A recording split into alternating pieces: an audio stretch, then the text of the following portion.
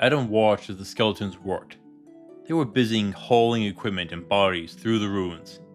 It would take so long to do all this by his own. No, it would be impossible, at least for one man. But these undead could do so much more than he could. Perfect for him. Welcome to Mythical Phylogeny Adventures. I'm your guide, Jason. Today, I want to ask a question. How powerful is being a summoner in a fantasy world? And how much could it influence the world?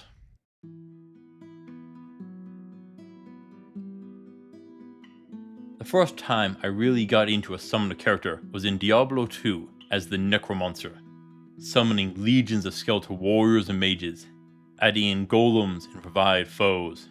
I was not a lone adventurer, but a whole army. Often my minions would be off killing demons off screen. It was a monumental feat to even get them into a room. Sadly, in the later difficulties, my minions started being one-shotted by everything. And don't even get me started on what happened in area of effect attacks. There are many kinds of summoners. Diablo 2's Druid also could summon a myriad of beasts, plants, and forest spirits to bolster its force. Other series and games have more breeds of summoners, such as the Scourge from Warcraft. I recently did a Baldur's Gate 3 run with a Spore Druid Necromancer and Death Domain Cleric. It took me a good 10 minutes just to summon my full legion. We even see it often in literature, the undead hordes in the likes of Conan the Barbarian. There are plenty of ways to see it in fantasy, but how would they work in a real fantasy world, not a game? The first issue is how strong are the summons they have. Usually the summons are weaker than the summoner, and this makes sense. If it was stronger, it could be hard to control. But what about quality versus quantity? Are the summons weaker if you have more? Well, this is a series by series discussion. Generally, summons come in a couple of categories: undead and constructs, beasts and plants, things of the material world, and celestial and elemental, things from other planes. Undead and constructs, which will require work to build and summon. Plants and animals will require work to tame and domesticate them, and summons from other planes requires magic or otherworldly help. But each will be handled a bit different. Let's start with the undead and constructs. The latter could easily be stronger than the summoner. The question with them is the level of control and independence possible. These will likely need more direct supervision and limited in how complex a task that they can pull off. Guard this room. Move those boxes to there. They serve as simple labor. Think about the brooms, the old cartoon, The Sorcerer's Apprentice, with Mickey Mouse. He summoned brooms to work, and they kept working even while he slept, to the point of creating issues. So, not perfect. But how many? Until the Industrial Revolution, slave labor was used worldwide. An undead horde could easily do that. We see it becoming common in our world, with the use of drones to deliver packages. Yes, every society has strived for a cheap labor source, and in a fantasy world, they have summons. Have your wizard raise a legion of undead, and have them carry stuff at the docks. Send them to the fields to harvest them. Now, if you can get them to make simple judgments, like this is a vegetable and this is a weed, it would work so much better. But would probably make the spell more complex. And this is the limiting factor with this kind of summon. They're stupid. Simple-minded. Yet they can do things, and that is enough. Now, how the chain of command works is an issue. Could civilians ask for aid without an order being given by the Necromancer? Again, this will require working the spell. You could send them into a dungeon in place of adventurers. And if they get wiped out, who cares, right? Well, there are issues on how far they can get from their summoner. If it is miles, that creates lots of options. But if it's only a few hundred feet, then they would still need to go in. In addition to labor, they can be used as cannon fodder soldiers. Those that will fill the ranks and don't mind losing. They can fight with no loss of life. Again, in our world, it is the reason the military is looking at using drones in combat. Low risk and equal rewards.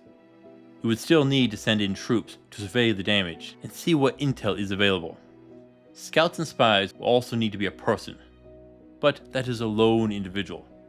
But there are issues with this. If both sides use undead armies, why would the war end?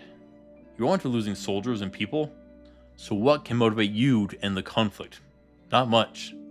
Unless there is a cost to summoning the forces. And there is. Bones. If two undead armies fight, couldn't one side steal the shattered bones and summon new undead, or use spells to steal control? And another major weakness, probably the biggest weakness of a necromancer, is the necromancer. Send in a ranger or rogue that can sneak in, put an arrow or a knife into the heart of the summoner, take out the source of the spell, and the whole army collapses all at once. Yeah, that isn't a good situation to be caught in.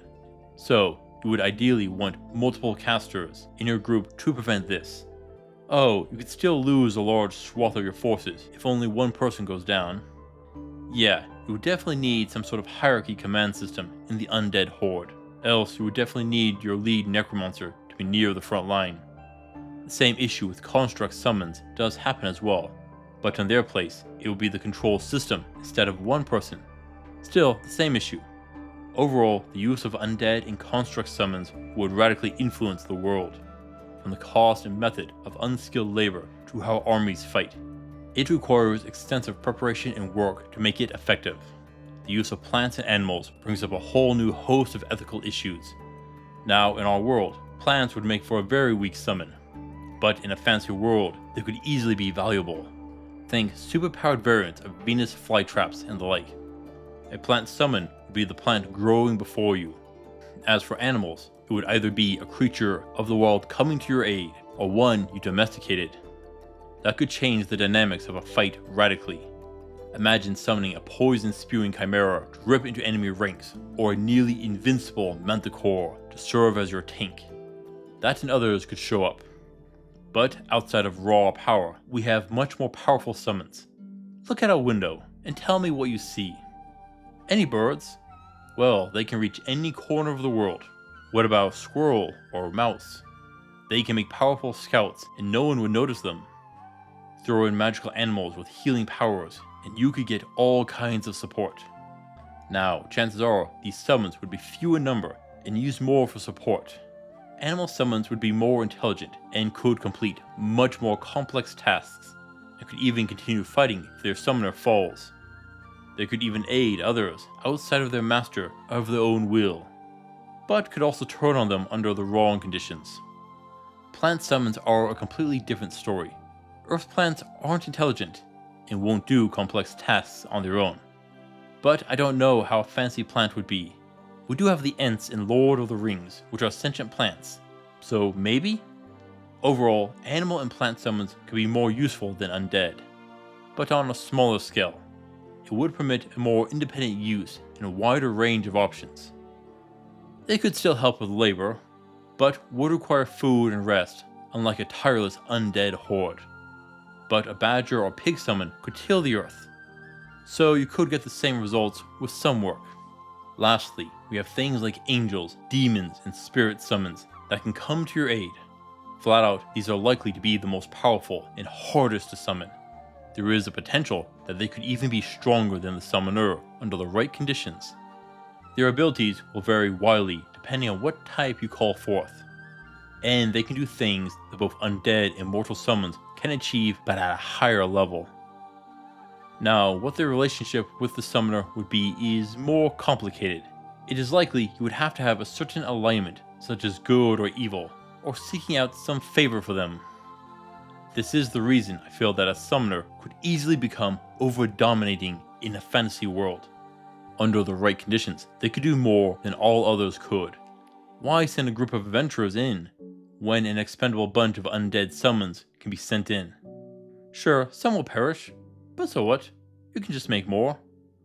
It is easy to replace a whole party with several well-chosen summons, so long as you can. Honestly, I wouldn't be surprised if a summoner became the default fighting style for adventurers. It can provide support and lower the risks which you face while delving into the dungeon.